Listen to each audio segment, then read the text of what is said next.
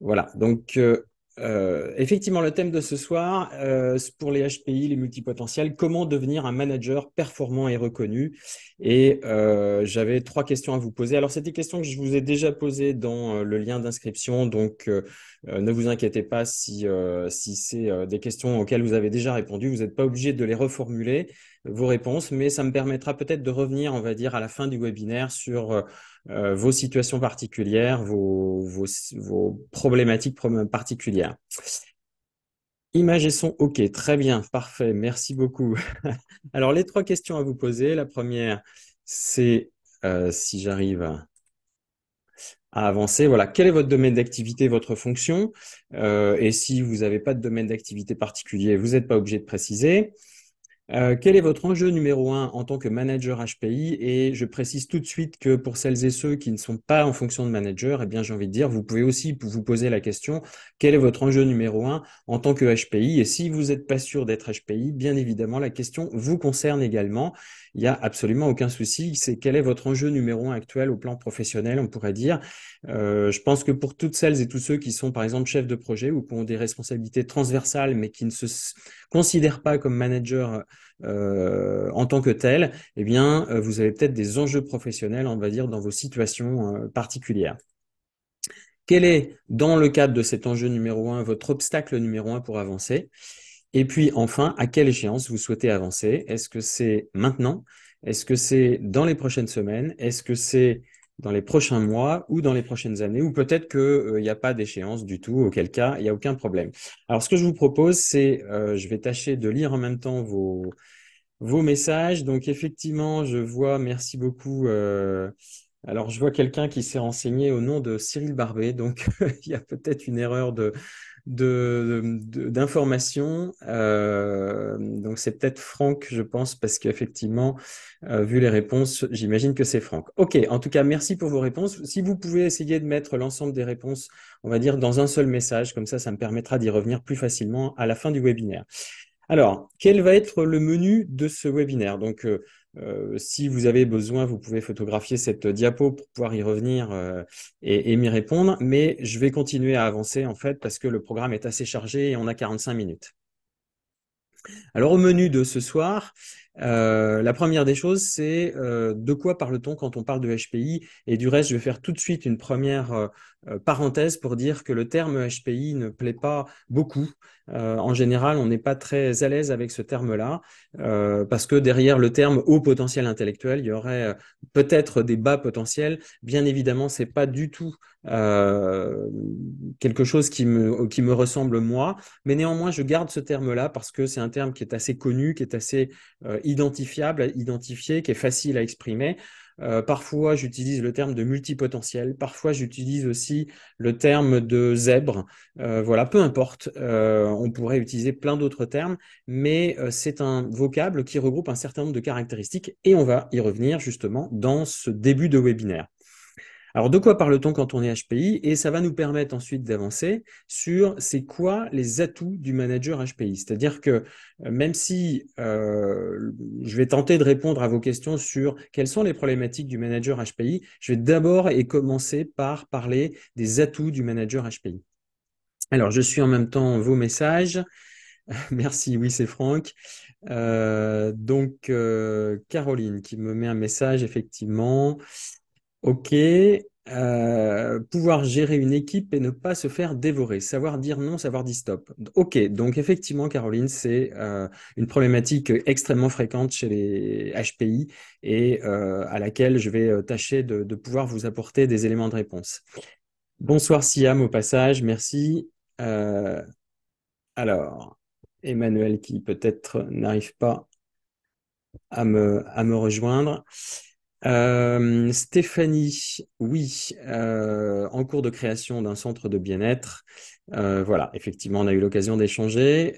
Siam, donc, effectivement, savoir comment me comporter envers mes N+1. Donc, peut-être ce sera intéressant d'en dire un petit peu plus pour que je puisse répondre de façon plus précise. Connaître une méthodologie réactive face aux embûches inhabituelles. OK. Bon, alors, il va falloir que vous me précisiez, Siam, quelles sont les embûches inhabituelles. Gérer la complexité et faire adhérer à la complexité. OK, Très bien. Alors, après les atouts du manager HPI, on va parler des zones aveugles des managers HPI parce que oui, effectivement, bien que les HPI aient en général une assez bonne lecture, voire une très bonne lecture des situations, en particulier de ce qui se passe pour les autres, eh bien, paradoxalement, ils ont une assez on va dire une vue assez peu objective ou en tout cas incomplète de leur propre situation et en particulier de leur propre relation aux autres, de la perception qu'ils peuvent avoir auprès des autres. Et on verra pourquoi justement ils ont ces zones aveugles, pourquoi ils n'ont pas cette bonne perception ou une perception incomplète. Et puis enfin, je vous donnerai quelques clés pour comment devenir un manager HPI performant et reconnu. Alors, au passage, je vous ai mis dans les messages, et j'espère que vous l'avez vu, le lien vers mon agenda. Pourquoi? Parce que, bien évidemment, faire un webinaire, même si j'ai tenté de prendre contact avec certains d'entre vous avant le webinaire, et donc j'en sais un tout petit peu plus, et je pourrais vous apporter des éléments de réponse plutôt individualisés à chacun. Bien évidemment, un webinaire comme ça reste, on va dire, un peu en surface. On va donner, je vais pouvoir vous apporter un certain nombre d'éléments, mais peut-être que vous allez me dire, ben voilà, dans ma situation, moi, c'est un petit peu plus précis que ça et ça mériterait un approfondissement. Donc voilà pourquoi je vous ai partagé le lien vers mon agenda. Parce que ça va vous permettre de prendre rendez-vous si vous le souhaitez, de prendre rendez-vous, on va dire un rendez-vous exploratoire d'une demi-heure, gratuit et sans engagement. Et qu'est-ce que vous allez pouvoir obtenir grâce à ce rendez-vous? Eh bien, d'avoir un diagnostic un peu plus personnalisé de votre situation, d'avoir une meilleure peut-être lecture aussi, une meilleure compréhension de cette situation, parce que a priori vous avez une très très bonne capacité d'analyse, mais peut-être il y a des éléments qui vous échappent. Donc je vous apporterai peut-être ce regard sur la lecture de cette situation et sur peut-être une façon de formuler votre objectif. Soit vous l'avez clairement en tête, soit peut-être ce n'est pas si clair. Donc c'est vous aider à formuler peut-être cet objectif et vous aider à atteindre cet objectif, vous donner quelques pistes de réflexion et d'action, des premières pistes pour avancer vers votre objectif. Et puis parfois aussi, ce qui est difficile, c'est de rentrer justement dans l'action par rapport à cet objectif. Une fois qu'on s'est défini l'objectif et qu'on a les pistes pour y arriver, eh bien, c'est pas toujours facile de s'engager. Donc, je vous donnerai peut-être aussi quelques clés. Voilà. Alors, pendant ce temps-là, Siam m'a précisé effectivement le comportement humain lorsque l'on recherche à emmener nos collaborateurs vers de nouveaux projets en évitant de leur faire peur. Oui, alors effectivement, je vais tâcher d'y revenir, mais ce sujet du manager HPI qui a tendance à faire peur un peu à ses collaborateurs, et d'ailleurs pas que à ses collaborateurs, c'est un sujet extrêmement fréquent. Alors, si j'avance, d'abord, de quoi parle-t-on quand on parle de HPI? Eh bien, d'abord, une vitesse hors norme. Alors oui, effectivement, c'est une vitesse qui est hors norme, même si peut-être pour vous, c'est votre vitesse. Et donc, là aussi, c'est peut-être un temps pour se rendre compte que vous êtes différent des autres. Alors, c'est une vitesse hors norme pour réfléchir, pour comprendre les situations, pour lire les situations, pour imaginer, pour anticiper les événements, pour prévoir et parfois aussi pour agir. Alors, pas toujours pour agir, on verra pourquoi. Il peut y avoir, on va dire, des blocages et même parfois une forme de lenteur sur l'action, mais c'est pas du tout parce que le cerveau ne va pas vite, mais au contraire parce qu'il se met un certain nombre de blocages qui empêchent la vitesse de se mettre en œuvre. Deuxième caractéristique, c'est, on pourrait dire, une pensée arborescente. En réalité, tous les êtres humains ont une forme de pensée arborescente, mais dans le cas des HPI, c'est particulièrement développé. On pourrait dire que c'est hors norme, là encore. Et donc, cette pensée arborescente, eh bien, ça va les amener à être extrêmement créatifs. Pourquoi? Parce que vous allez faire des liens entre des sujets qui n'ont pas forcément de lien a priori, entre des thèmes, entre des domaines d'activité qui n'ont pas forcément de lien. Et vous avez aussi un intérêt pour mille choses, pour mille sujets. Et en faisant des liens entre ces différents sujets, eh bien, vous allez peut-être aussi parfois avoir des intuitions. Alors, ces intuitions, bien souvent, elles sont difficiles à expliquer, elles sont un peu fugaces et presque, on pourrait dire, brutales, mais elles se révèlent la plupart du temps justes. Je prends le temps de lire en même temps vos messages. Voilà, donc ça c'est pour la pensée arborescente. Qu'est-ce que je voulais dire sur le sujet? Oui, effectivement, donc ça peut donner, on va dire, une tendance à avoir beaucoup d'intuition. La troisième caractéristique dont je vais parler, c'est un haut niveau d'exigence. Alors, ce haut niveau d'exigence, c'est à la fois pour soi-même et pour les autres. Alors, je ne vais pas rentrer dans le détail, je vais y rentrer un petit peu après. Autre caractéristique des HPI, c'est le besoin d'apprendre en permanence. Alors, ce besoin d'apprendre, ça peut confiner à une soif insatiable. On pourrait presque parler de drogue parfois. Alors, pas forcément de drogue négative, hein, parce que c'est plutôt positif pour le HPI, mais ça va aussi se traduire par une forte capacité d'adaptation à toutes les situations et aux personnes. Et je vais y revenir un petit peu après, parce que effectivement, c'est un sujet très important. Autre caractéristique, c'est la sensibilité exacerbée. On pourrait parler de sensibilité supérieure à la moyenne. Alors attention à ne pas faire la confusion entre HPI et HPE. HPE, haut potentiel émotionnel, on dit qu'il y a à peu près 20% de personnes qui ont dans le monde qui ont une sensibilité supérieure à la moyenne, une sensibilité, on parle de supersensibilité ou d'hypersensibilité, donc 20% de la population. Dans le cas des HPI, on est plutôt sur 2 à 3%, même si quand je vous parle de ces caractéristiques-là, c'est pas forcément quelque chose qui a été mesuré dans le monde. Par contre, sur la notion de QI, oui. Alors après, toute la question, c'est y a-t-il une véritable corrélation entre un QI supérieur à 130, ceux qu'on qualifie de HPI justement, et ces caractéristiques-là. Je pourrais y revenir plus tard si c'est des questions qui vous intéressent, mais a priori, moi, le constat que je fais, c'est que en général, effectivement, les personnes qui me contactent et mes clients qui bien souvent sont testés, eh bien effectivement présentent ces caractéristiques. Mais en même temps, ce webinaire est tout à fait ouvert et destiné, et moi-même également, les services que je propose sont tout à fait ouverts aux personnes qui ne sont pas testées HPI. Alors cette sensibilité, ça va se traduire aussi, pourquoi pas, par une façon de sentir un peu plus facilement les bruits, les odeurs, d'avoir une sensibilité visuelle aussi, une acuité visuelle plus importante. Et on va voir comment ça peut se traduire dans la vie de tous les jours. Ça peut avoir des effets positifs comme des effets plus difficiles. Une forte empathie. Alors cette forte empathie, elle va se traduire par le fait d'être très fortement orienté vers les autres et parfois d'oublier ses propres besoins. Je vais y revenir un petit peu après. Et puis enfin, je vais parler d'humilité. Alors pourquoi d'humilité? Parce que le fait d'être tout le temps dans une forme d'orientation vers les autres, plus le besoin d'apprendre en permanence, fait que ça nous donne beaucoup de recul sur nous-mêmes, sur notre situation. L'avantage, on pourrait dire, c'est une forte capacité à se remettre en cause. Alors, toute cette liste-là est loin d'être exhaustive, encore une fois. On pourrait parler de plein d'autres caractéristiques, mais disons que celles-ci reviennent extrêmement fréquemment et elles sont assez caractéristiques. En particulier, elles vont pouvoir éclairer en quoi le manager HPI peut ressentir des difficultés.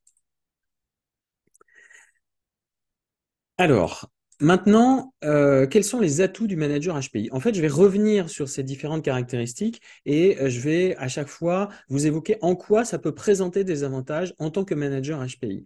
Alors, vous allez me dire peut-être qu'aujourd'hui, vous ne les sentez pas, mais c'est justement un peu exprès que je les cite aujourd'hui pour que peut-être vous puissiez vous interroger sur comment demain, et ça fait déjà partie des clés de ce webinaire, comment demain vous pourriez utiliser positivement ces atouts plutôt que de les voir peut-être uniquement sous leur angle négatif.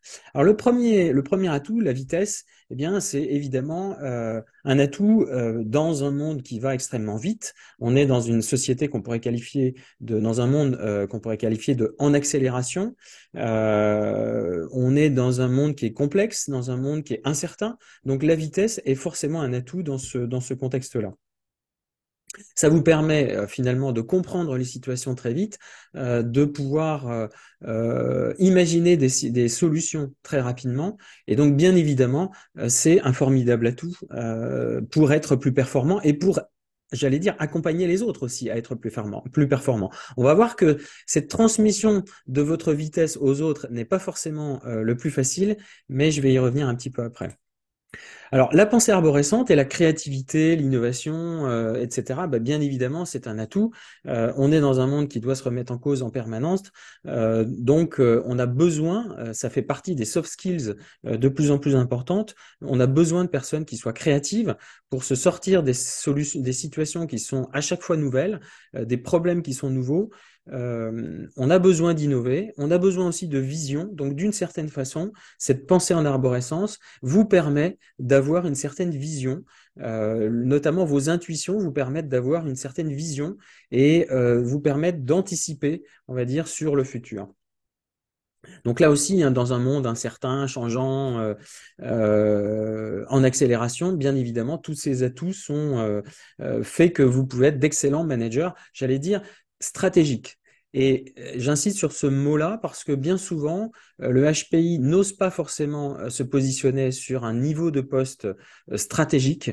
Il y a souvent le sentiment d'imposture, je vais y revenir. Et donc, effectivement, il ne perçoit pas à quel point c'est important pour lui d'être dans un niveau de poste suffisamment stratégique pour exploiter en quelque sorte cet atout-là. Alors, troisième atout, l'exigence. Ben oui, effectivement, avoir un haut niveau d'exigence, c'est aussi important pour contribuer à une forme de performance. C'est important pour eux-mêmes, mais c'est aussi important pour leurs équipes, bien sûr. Quand le haut niveau d'exigence est ajusté de la bonne façon à chaque interlocuteur, à chaque collaborateur, on pourrait dire, ça constitue évidemment un puissant vecteur de progression, de motivation et même de confiance en soi.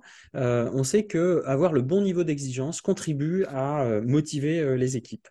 À condition bien sûr que ce soit le bon niveau d'exigence. Et là, c'est peut-être le point qui n'est pas toujours facile pour un HPI. Il ne se rend pas forcément compte, il n'a pas forcément conscience qu'il est dans un haut niveau d'exigence et parfois donc dans un trop haut niveau d'exigence.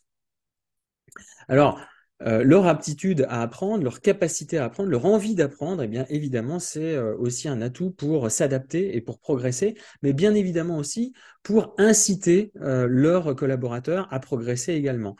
Ils sont beaucoup, en général, les HPI sont beaucoup dans l'envie de faire progresser, de faire grandir leurs collaborateurs, et ça vient justement de cette envie d'apprendre.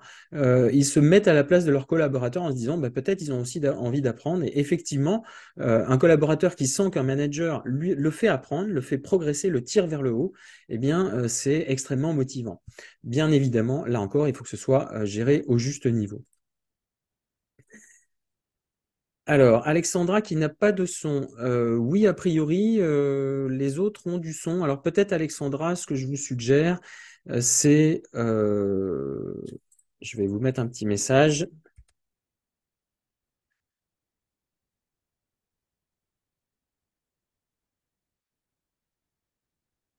Voilà. Je vous suggère de vous déconnecter, de vous reconnecter peut-être et que ça fonctionnera mieux. Voilà, alors je vous en étais où? Voilà, le point suivant, c'est la sensibilité. Alors la sensibilité, ça peut être perçu comme un handicap dans le monde professionnel. En réalité, aujourd'hui, moi, je vois ça comme un atout pour les managers, puisque ça vous permet finalement d'avoir une forte intelligence émotionnelle. On sait que l'intelligence émotionnelle, c'est là aussi une soft skills, une compétence comportementale qui est extrêmement demandée aujourd'hui, même si on parle finalement assez peu d'émotions dans le monde du travail. Typiquement, un manager, concrètement, va se préoccuper plus facilement du bien-être de ses collaborateurs. Or, on sait qu'aujourd'hui, dans un monde extrêmement exigeant et stressant, se préoccuper du bien-être de ses collaborateurs est absolument essentiel. Et qui plus est, avec les nouvelles générations, les jeunes générations sont extrêmement sensibles à cette question-là. Voilà. Et puis peut-être aussi une capacité à adapter, on va dire, le poste, la mission en fonction de justement de la sensibilité de ses collaborateurs, en fonction de comment chaque collaborateur est capable de s'adapter, on va dire, à son poste. L'empathie, eh bien, c'est aussi un atout pour le manager HPI parce qu'il va être très centré sur le bien commun et ce que j'appelle le IC, c'est l'intelligence collective. Là aussi, l'intelligence collective, on sait que c'est une qualité essentielle hein, pour pouvoir faire progresser ses équipes et pour être performant dans un monde exigeant. Alors, intelligence situationnelle est difficilement représentée, a beaucoup de difficultés à percer comme étant une soft skill. Oui, c'est vrai, je suis d'accord. Effectivement, comment la faire valoir? Euh, je pense que c'est, de mon point de vue, on peut la faire valoir à partir du moment où on a un environnement managérial qui est suffisamment ouvert. Donc ça, c'est pas forcément votre situation d'aujourd'hui, Siam. Et donc, ça veut dire qu'il faut savoir aussi s'appuyer autour de soi, et c'est pas forcément son manager direct, ça peut être des gens qui sont N+2, ça peut être des gens qui sont des collatéraux, qui ont cette forme d'ouverture pour pouvoir faire valoir cette intelligence-là, cette aptitude-là. Et c'est vrai pour cette forme d'aptitude-là, et c'est vrai pour toutes les formes d'aptitude, toutes les formes d'atouts dont je vous parlais à l'instant. Voilà. Alors après, oui, il m'en restait un quand même. L'humilité, eh bien, le manager qui est humble, eh bien, il va être plutôt dans une attitude d'empowerment. On parle aussi d'empuissantement en français, hein, pour ceux qui n'aiment pas le franglais ou l'anglais. Autrement dit, c'est une attitude qui va inciter à faire grandir ses collaborateurs plutôt que de chercher à en tirer le maximum et, j'allais dire, à l'opposé, récupérer tous les lauriers pour soi en tant que manager. On est vraiment dans une attitude complètement inversée. Et donc ça, c'est de nature, j'allais dire, à donner envie aux collaborateurs d'aller encore plus loin, encore plus vite. Et donc, c'est de nature à produire, on va dire, encore plus de performances pour la collectivité, pour le collectif et pour l'entreprise. Alors, je surveille vos questions en même temps. Alors les zones aveugles. Donc là, vous voyez, j'ai pris un peu cette espèce de petit schéma avec le cerveau au centre que j'appelle en fait les angles morts. Donc c'est exactement comme en conduite. En conduite, on a des angles morts. Eh bien, là, j'ai choisi ce petit schéma des angles morts de la conduite pour parler des zones aveugles du manager HPI. Et je vais y revenir aussi pourquoi ce sont des zones aveugles. Alors, première zone aveugle, c'est quand on est dans la vitesse, eh bien, notre vitesse de pensée est très largement supérieure à notre vitesse d'élocution. Ça, c'est le premier point. Donc, ça veut dire que on va parfois s'exprimer de façon pas toujours compréhensible. On va sauter des idées, on va sauter des mots, sauter des phrases, parce qu'on va considérer que c'est clair. Et en fait, c'est pas du tout clair. Donc, premier point, c'est qu'on peut ne pas être clair vis-à-vis d'un certain nombre d'interlocuteurs. Vous imaginez toutes les conséquences quand on n'est pas clair. Euh, alors, il y a tellement de rouge, on dirait les angles d'un SPL, d'un SPL, je ne sais pas ce que c'est. C'est peut-être les super poids lourds, effectivement. Ok. Euh, donc, et deuxième point, par rapport à cette vitesse de pensée et vitesse en général, c'est que la vitesse peut faire peur. Imaginez, vous êtes manager, mais vous avez peut-être 2 ou 3 niveaux hiérarchiques au-dessus de vous, et ces 2 ou 3 niveaux hiérarchiques constatent bien à quel point vous êtes rapide pour avancer, à quel point vous êtes rapide pour atteindre vos objectifs, vous êtes rapide pour comprendre les situations, vous êtes rapide pour tout de suite trouver des solutions. Et eux, ils étaient loin d'avoir trouvé ces solutions-là.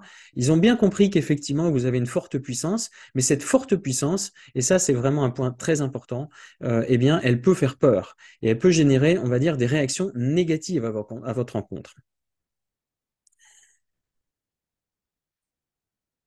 Qu'est-ce que je voulais dire à ce sujet-là? Oui, elle peut être perçue tout simplement comme une façon d'asseoir votre pouvoir de chef, alors que justement, c'est exactement à l'inverse. Votre intention est exactement inverse. Et c'est là où on voit bien la notion de zone aveugle, c'est-à-dire que votre perception de cette vitesse, votre perception d'être extrêmement performant est positive, mais la perception des autres, c'est une perception négative parce qu'en fait, ils vous voient à leur propre image. C'est-à-dire que eux se disent peut-être bah oui, effectivement, je me sens pas tout à fait performant ou pas aussi performant dans mon job de manager, et donc je me sens plutôt en danger. Et si je me sens en danger, eh bien, j'imagine que eh bien, ma façon de réagir, c'est d'essayer d'asseoir mon pouvoir d'autre façon. Et donc, je peux imaginer projeter cette attitude-là sur l'autre et en particulier sur vous en tant que manager HPI.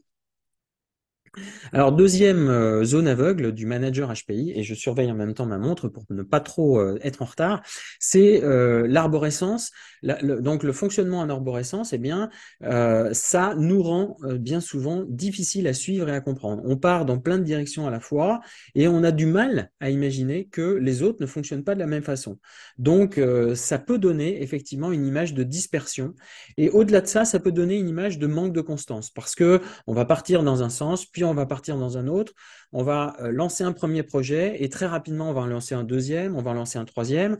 Ça m'est arrivé, moi, en tant que manager, effectivement, ça fait partie des travers que j'avais, c'était de lancer trop de projets à la fois et de donner, on va dire, ce sentiment de dispersion et de manque de constance à mes collaborateurs. Ils avaient aussi beaucoup de mal à suivre, bien évidemment. Euh, Troisième point, c'est le haut niveau d'exigence.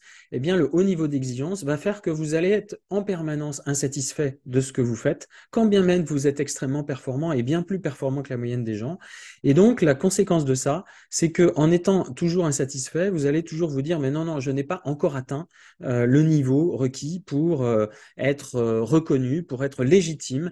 Et donc, ce sentiment d'illégitimité, on peut le qualifier aussi de sentiment d'imposture. Vous vous sentez en permanence comme un imposteur, comme n'étant pas suffisamment compétent, devant toujours vous former. Et ça peut avoir une conséquence en tant que manager parce que vous allez manquer de confiance en vous, manquer d'estime de vous, et ça va peut-être se traduire aussi sur vos collaborateurs. Oui, alors effectivement, je note les messages. Stéphanie, ça peut générer de la jalousie. Alors, c'était peut-être en lien avec le précédent point, mais oui, bien sûr, effectivement. Le quatrième point, c'est le fait de toujours vouloir apprendre. Eh bien, je dirais que c'est un peu la même conséquence. C'est que en ayant toujours soif d'apprendre, on n'en sait jamais assez. Ça nous bride dans nos actions, alors même qu'on peut être extrêmement rapide finalement pour agir. Je pourrais presque oser une comparaison. Le fait d'être, on va dire, d'avoir toujours une soif d'apprendre. Je me suis noté cette image-là. On est un peu comme une Ferrari qui est extrêmement performante, mais dont le réglage du moteur est extrêmement pointu. Et donc, on est un petit peu comme des moteurs qui est fragile à maintenir ou à maintenir, on va dire, à haute performance. Alors, quand je dis ça, je pourrais laisser entendre que tous les HPI sont fragiles dans leur haute performance. En fait, il n'en est rien. C'est pas tout à fait juste. Mais disons que le réglage ou l'ajustement ou le chemin entre le trop et le pas assez, parce qu'on est très souvent dans le beaucoup et dans le trop, et donc ce chemin entre le trop et le pas assez est bien souvent étroit. Et ça repose. Alors, je pense que c'est vraiment une capacité que nous avons à suivre ce chemin étroit, mais à partir du moment où on a une très forte connaissance de nous-mêmes. Et ça, je vais y revenir après. Alors, sur la sensibilité, je parle du paradoxe des émotions parce qu'en fait, à la fois, on est quelqu'un de très sensible, donc on a une forte sensibilité des autres, mais le problème, c'est qu'en étant très sensible, on a parfois beaucoup d'émotions négatives, on ressent beaucoup d'émotions négatives, et ça nous conduit finalement à nous déconnecter de nos émotions, et en nous déconnectant de nos émotions, eh bien, on va paraître comme quelqu'un de froid et même parfois brutal parce qu'on s'est déconnecté de nos émotions. Et en nous déconnectant de nos émotions, aussi, on perd une information extrêmement précieuse sur ce qui se passe autour de nous. Alors, Frédéric, Bill Gates dit le secret de la réussite est la concentration, le focus. Comment faire quand on est sans arrêt intéressé par beaucoup plus de choses que nécessaire? Euh, alors, je vais répondre sous deux angles, Frédéric. On est intéressé par beaucoup de choses, certes, beaucoup plus de choses que nécessaire. Je ne suis pas si sûr, parce que dans le fond, c'est cette capacité à embrasser beaucoup qui fait notre puissance. Et donc, toute la question, c'est comment, à un moment donné, savoir s'arrêter pour dire, OK, maintenant, j'ai suffisamment emmagasiné d'informations, je vais passer à une phase de décantation, une phase de oui, alors il y a les neuroscientifiques qui donnent un terme un peu spécifique à ça. On pourrait parler de décantation neuronale, mais décantation en fait de tamisage de toutes ces informations pour arriver à en faire quelque chose d'utile et performant. Donc voilà, je crois que c'est juste le fait de dire à un moment donné, c'est de reconnaître qu'on peut utiliser ces informations de façon tout à fait performante. Alors je poursuis parce que je prends du retard. L'empathie, oui. Alors le problème de l'empathie, c'est que effectivement, ça conduit à ne pas suffisamment s'occuper de soi. Et en ne s'occupant pas suffisamment de soi, eh bien, on se rend bien compte que finalement, on est dans le fait de toujours s'intéresser et s'occuper de la vie des autres, ou en tout cas un peu trop, un peu plus que nécessaire. Et en étant dans cette logique-là, eh bien, on ne respecte plus ces modes de fonctionnement préférentiels et du coup, on a des difficultés à se mettre en avant, à faire valoir ses atouts et ses forces. Tout ça, ça nous conduit finalement à un manque d'assertivité, c'est-à-dire le fait de ne pas oser exprimer son avis. Voilà, le fait d'être trop orienté, trop axé, trop à l'écoute de l'avis des autres et des modes de fonctionnement des autres, eh bien, ça nous amène à ne plus être suffisamment à l'écoute de nous-mêmes et donc à manquer d'assertivité. Et si on manque d'assertivité, la conséquence de ça, c'est qu'on va ressortir des frustrations sur des choses qu'on n'a pas exprimées, et cette frustration va se traduire par des réactions émotionnelles qui, si elles ne sortent pas tout de suite, peuvent être assez violentes. Et puis enfin, l'humilité, eh bien, la zone aveugle du manager HPI, c'est que ça peut se traduire par une faible estime de soi. Je vais y revenir parce que je sais que c'est quelque chose d'assez fréquent. Alors, surtout, en fait, les HPI n'ont pas conscience en fait de leurs différences, de leurs spécificités, en tout cas la plupart, sauf à moins d'avoir travaillé sur soi. Et donc, du coup, ils ont tendance à ignorer leurs différences. Et comme ils ont tendance à ignorer leurs différences, eh bien, on voit bien que ça devient des zones aveugles. Et c'est là que le bas blesse parce que si on n'a pas conscience de ces écarts entre soi-même et les autres, eh bien, on ne peut pas y remédier. Et le pire dans tout ça, c'est que comme en général, les HPI savent parfaitement s'adapter. Ils ont l'impression ils ont une lecture très très claire, et c'est vrai dans 99% des cas des situations. Eh bien, quand dans une situation ils n'ont pas cette lecture-là, eh bien, et s'ils s'en rendent pas compte, eh bien, c'est là où ça devient une zone extrêmement aveugle. Voilà, donc c'est pourquoi les managers HPI peuvent être extrêmement surpris des réactions des autres, que ce soit leurs collaborateurs, leurs managers, leurs collatéraux, alors même qu'ils sont très attentifs aux autres, hein. C'est là où il peut y avoir vraiment des incompréhensions ou des quiproquos. Et un manager HPI n'imagine pas non plus ne pas capter ce type de signaux, justement compte tenu de sa sensibilité et de son incroyable clairvoyance par ailleurs. Voilà. Alors, j'aurais pu vous citer un exemple, mais j'ai trop de retard, donc je vais avancer.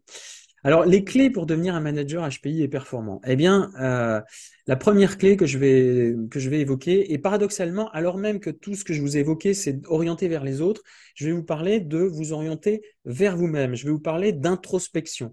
La première chose, c'est de sortir du déni, c'est de prendre conscience, j'ai écrit de sa différence, de ses différences. Parce que oui, effectivement, on a du mal à prendre conscience de sa différence parce que on est dans une forme d'adaptation aux autres, et je parle même de suradaptation aux autres, et cette suradaptation existe depuis tout petit, depuis très jeune. Donc, c'est un pli comme un mauvais pli qu'on a fait au repassage sur un drap, c'est un pli qui est tellement vieux et ancien qu'on a vraiment du mal à s'en défaire. Donc cette suradaptation nous conduit à adopter, on va dire, des modes de fonctionnement qui ne nous correspondent pas. Il me semble que j'avais noté un petit exemple. Oui, j'ai un exemple qui me vient en tête. Quand vous êtes dans un contexte professionnel, on vous demande de sortir avec un bureau rangé. Un HPI, avoir un bureau rangé, c'est quelque chose d'assez difficile en général. Je dis pas que c'est le cas de tout le monde, mais bien souvent, un HPI aime bien avoir un bureau avec énormément de choses sur son bureau, beaucoup de dossiers, beaucoup de choses en cours, parce que il y a beaucoup de choses qui sont ouvertes et très peu qui sont encore fermées. Et donc, vouloir se conformer à un bureau complètement rangé et complètement vide, eh bien, c'est se conformer à un mode de fonctionnement qui ne lui convient pas. Donc, voilà, l'idée, c'est de sortir de ce déni, prendre conscience de sa différence, de ses différences, celles que je viens de vous évoquer.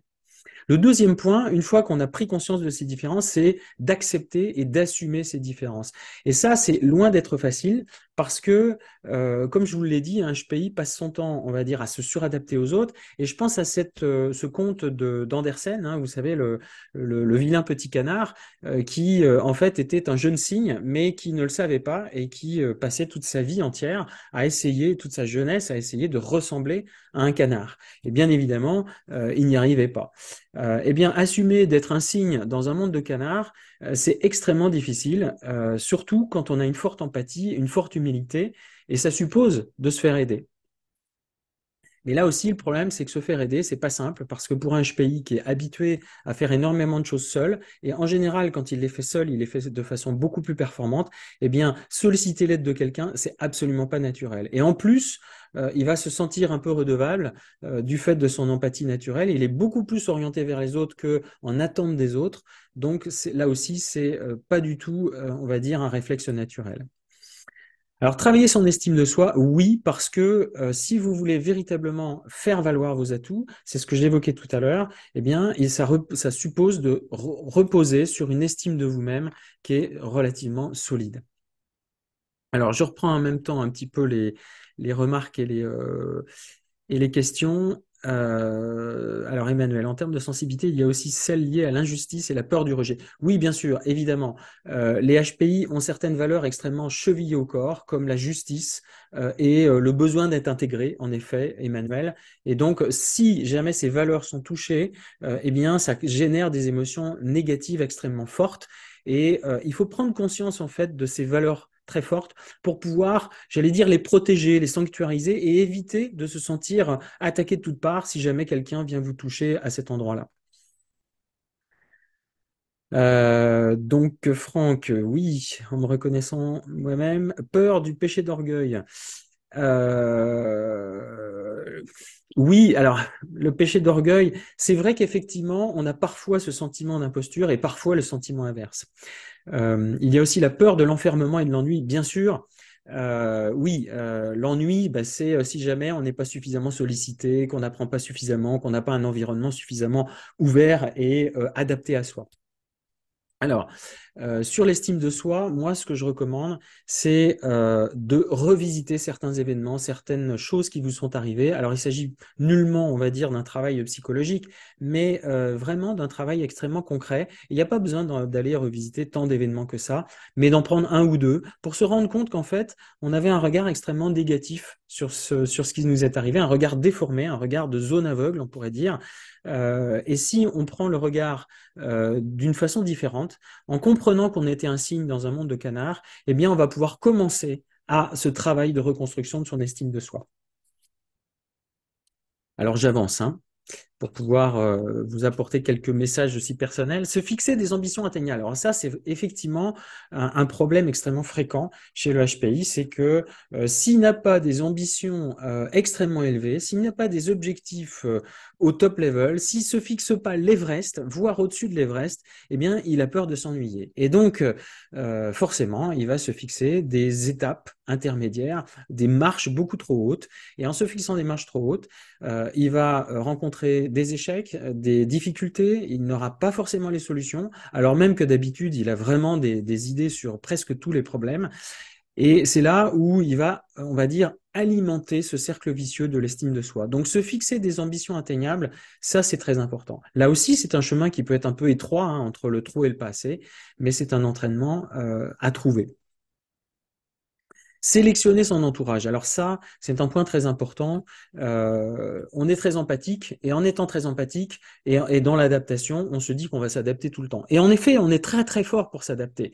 Mais à un moment donné, vous vous adaptez à des gens, à des situations, à des contextes de travail, à des contextes managériaux, vos propres managers qui sont trop opposés, trop éloignés de votre propre mode de fonctionnement. Donc, il est extrêmement important de pouvoir vous entourer de personnes et d'entourages qui sont adaptés. Alors, est-ce que la caractéristique HPI est issue de notre généalogie, est innée? Il y a forcément une part d'inné dans le HPI. Je rencontre énormément de mes clients qui me disent, en fait, je me suis détecté HPI juste parce que mon enfant a été testé HPI et donc ça a révélé des tas de choses en moi. L'Everest le plus difficile est d'être maman HPI de deux HPI. Ben voilà, donc ça fait le lien effectivement. Mais en même temps, Alexandra, si je peux me permettre, le fait de travailler sur vous-même va vous aider énormément à pouvoir accompagner vos deux petits HPI à la maison. Voilà. Et qu'est-ce que je m'étais noté sur sélectionner son entourage? Oui, il n'y a aucune espèce de jugement dans ce message, hein. Je dis juste qu'on ne peut pas s'adapter à tout. Vous ne pouvez pas vous adapter aux gens trop individualistes, éloignés de vos valeurs. Et a fortiori, si vous êtes face à des personnes qui sont toxiques, et Dieu sait s'il y en a, c'est pas juste un parmi mille, hein, il peut y en avoir plus que ça. Il faut absolument vous en prémunir. Et c'est pas simple parce que toute votre vie a été tournée vers les autres. Osez exprimer vos pleins potentiels. Des fois, je parle de pleine puissance et je regarde ma montre pour avoir le temps de répondre à vos questions encore. Euh, je parle de pleine puissance de façon volontaire parce que je sais que plein potentiel, pleine puissance, c'est des termes qui peuvent presque vous choquer à vous, les HPI, qui avez cette forme d'humilité naturelle, de sensibilité, etc. Mais oui, effectivement, vous saurez être pleinement épanoui et être un manager reconnu à partir du moment où vous oserez exprimer vos pleins potentiels.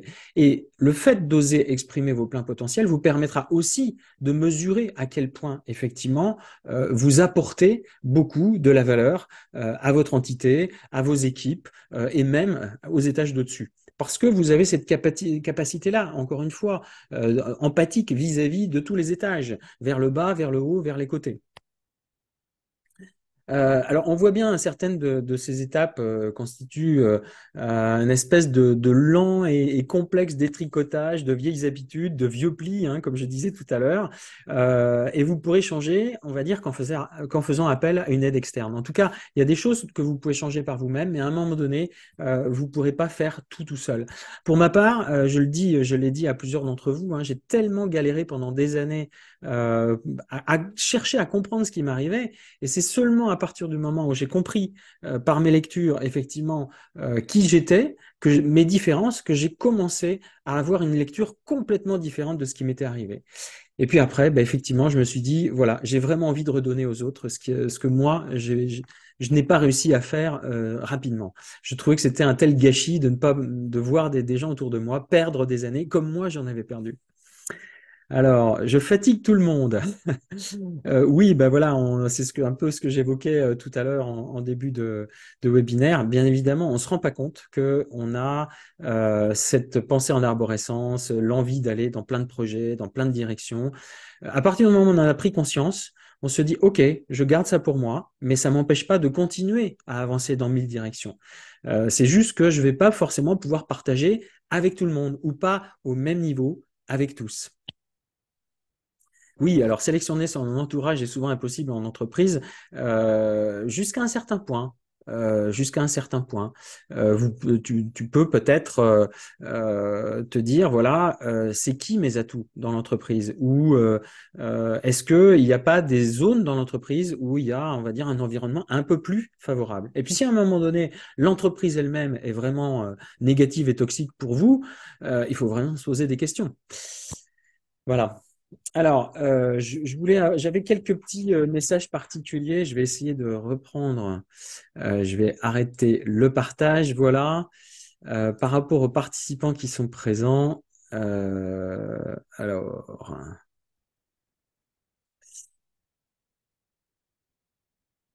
Alors, qui est-ce que j'avais? Emmanuel, oui, bah effectivement, euh, pour mieux comprendre comment tu es perçu par les autres, ce que je me suis noté, c'est de creuser la nature de tes différences. Parce qu'effectivement, on est chacun sur l'ensemble de ces différences, mais pas coloré de la même façon sur toutes les différences. Caroline, oui, vous m'aviez parlé de confiance en vous, oser dire les choses, assertivité.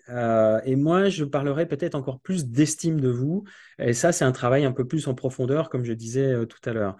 C'est comprendre les raisons qui vous font refuser en quelque sorte cette différence. Yann, contexte managérial très contrôlant, qui vous convient pas, et donc vous vous y conformez de façon plus ou moins inconsciente, et c'est un peu contre nature. Et pour moi, c'est important de vous écouter pour ne pas risquer l'épuisement à terme.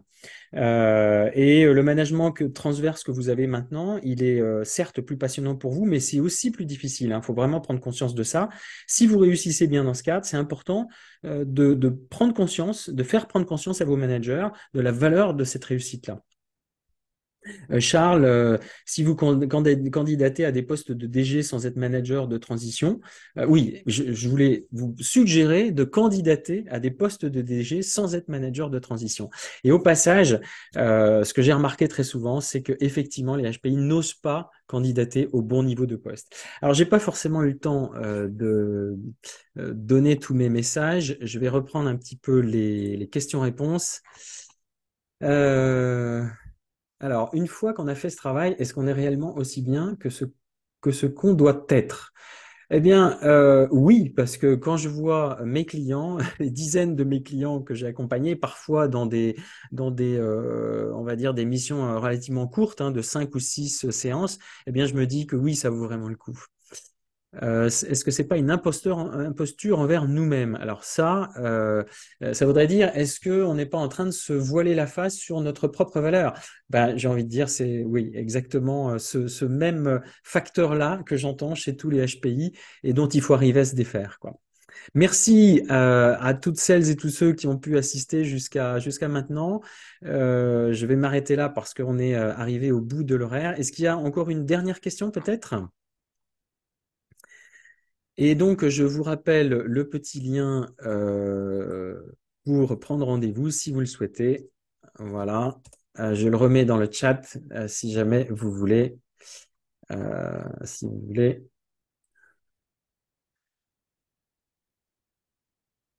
Voilà, alors bah, écoutez, on va s'arrêter là. Je vous souhaite une très très bonne soirée. Je vois qu'il n'y avait pas d'autres questions. Je vous remercie beaucoup et puis je vous donne rendez-vous au passage pour le 6 décembre prochain et ce sera sur le thème comment définir et atteindre, on va dire, un projet professionnel qui vous permet d'exploiter vos pleins potentiels. Donc que vous soyez entrepreneur, que vous soyez indépendant, que vous soyez salarié, eh bien, ça peut vous concerner directement. Je vous remercie beaucoup et je vous souhaite une excellente soirée. Au revoir.